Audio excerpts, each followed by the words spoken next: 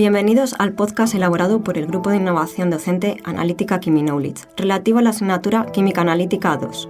En este episodio vamos a tratar los aspectos fundamentales sobre el tema denominado análisis cualitativo y cuantitativo.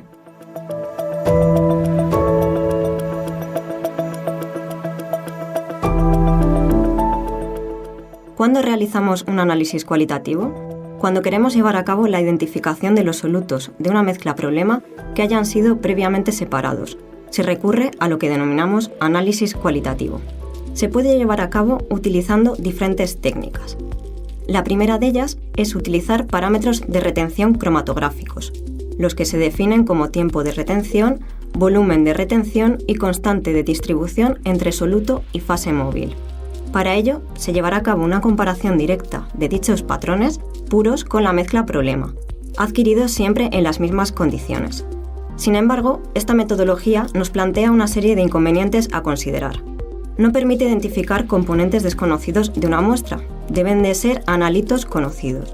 Requiere un control estricto de las condiciones cromatográficas de separación que hemos establecido, es decir, mantener el flujo constante, composición de la fase móvil y temperatura siempre controladas. Además, debemos de tener en cuenta que puede haber un posible efecto matriz en la muestra. Otra de las técnicas que podemos emplear es la adaptación de la espectroscopía o el análisis químico. Dentro de esta parte podemos incluir la espectrometría de masas, que nos permite determinar el peso molecular y la fórmula empírica del compuesto de interés. De esta manera podemos confirmar la estructura. Por otro lado, tenemos la espectroscopía infrarrojo, que nos indica la presencia de determinados grupos funcionales, lo que nos va a dar más información sobre la estructura. Además, complementa a la espectrometría de masas en cuanto a estructuras isoméricas. Por otro lado, tenemos la resonancia magnética nuclear, que se define como RMN. Esta técnica espectroscópica puede utilizarse para confirmar la presencia de núcleos magnéticamente activos, como es el caso del protón, boro, carbono 13, flúor y fósforo 31. Otra de las técnicas que podemos emplear es el análisis elemental. Nos permite determinar la composición centesimal en masa de una sustancia, que se expresará en tanto por ciento, y la relación de elementos dentro de una mezcla problema. Por otro lado, tenemos las reacciones cualitativas de identificación. Nos permite determinar la presencia de determinados grupos funcionales. A modo de ejemplo, cuando la policía incauta droga de tráfico ilícito y se sospecha que puede ser cocaína, el laboratorio de análisis lo que hace es llevar a cabo un ensayo presuntivo de color. En este caso, sobre la muestra problema se añade tiocianato de cobalto, el medio ácido, generalmente ácido clorhídrico y cloroformo. Transcurridos 5 minutos, la muestra tomará una coloración azul intenso en caso de ser positivo. Esta reacción la dan positivo tanto la cocaína base como sus sales. Otra de las técnicas que se pueden utilizar es la absorción molecular ultravioleta visible. Nos indicará la presencia de estructuras con enlaces conjugados. Otra de las técnicas que se pueden utilizar es la polarografía. Es una subclase de la voltamperometría y determina el valor del potencial redox, así como el número de electrones intercambiados. Y por último, cabe mencionar la espectrofluorimetría. Nos permite llevar a cabo una confirmación parcial de la estructura. La fluorescencia más intensa es la que presentan los compuestos que tienen grupos funcionales aromáticos. Y por último, se podría llevar a cabo los métodos híbridos. Sin embargo, estos métodos se explicarán en los próximos podcasts.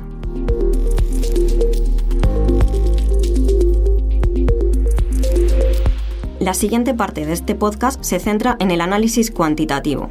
En este caso, lo que queremos hacer es conocer la concentración de los componentes de una mezcla problema que deben de ser conocidos. ¿Qué consideraciones debemos de tener en cuenta? Para llevar a cabo una correcta cuantificación con exactitud y precisión es necesario que la resolución cromatográfica sea al menos de 1,5. En este caso decimos que hay separación entre analitos hasta línea base.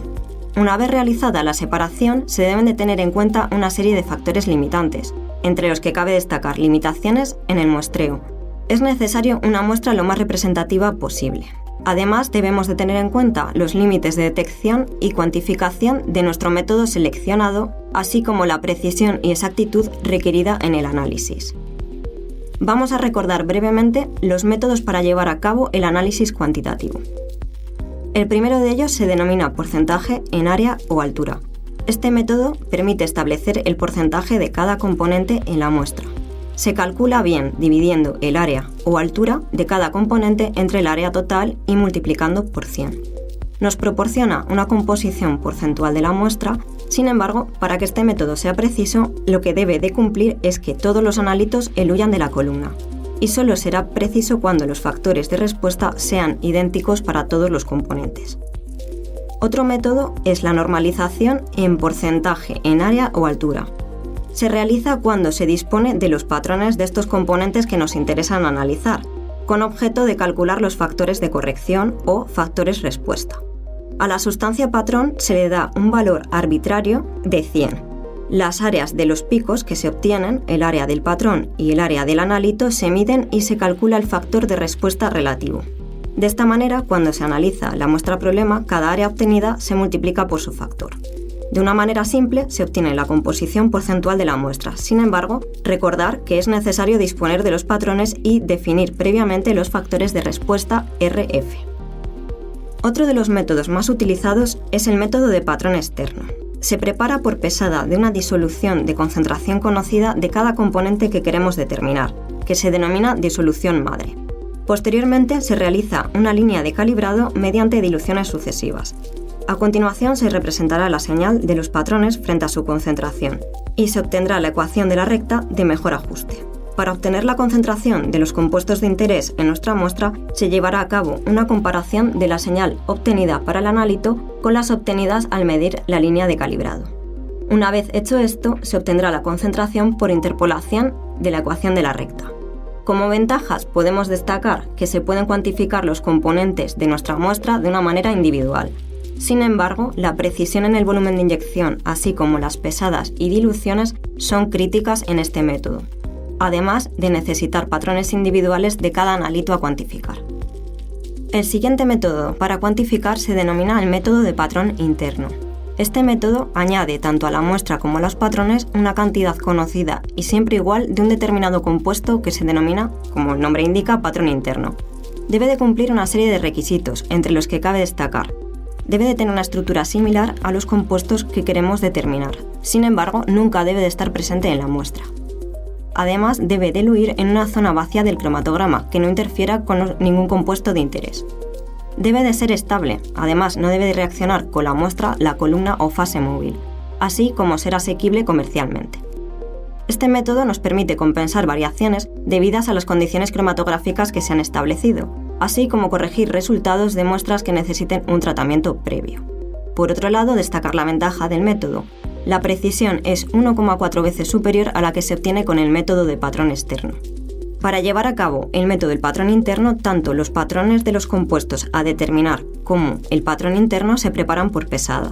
Se realizarán diluciones sucesivas de los compuestos a determinar y sobre el mismo matraz se añade siempre la misma concentración de patrón interno. Finalmente se representará el área del compuesto de interés frente al área del patrón interno versus la concentración del analito. Para obtener la concentración final en nuestra muestra problema se interpolará como en el método anterior. Finalmente, el último método de cuantificación es el que se denomina método de adiciones patrón. Este método se utilizará cuando nuestra matriz contribuye a la señal analítica. Es lo que denominamos efecto matriz. En este caso, la curva de calibrado se prepara con concentraciones crecientes del compuesto a determinar y se añade siempre el mismo volumen de muestra.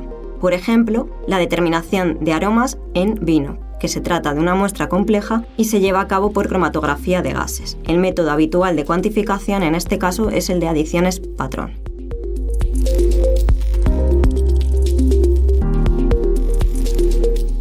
Pues hasta aquí ha llegado este podcast y nos escuchamos en los siguientes.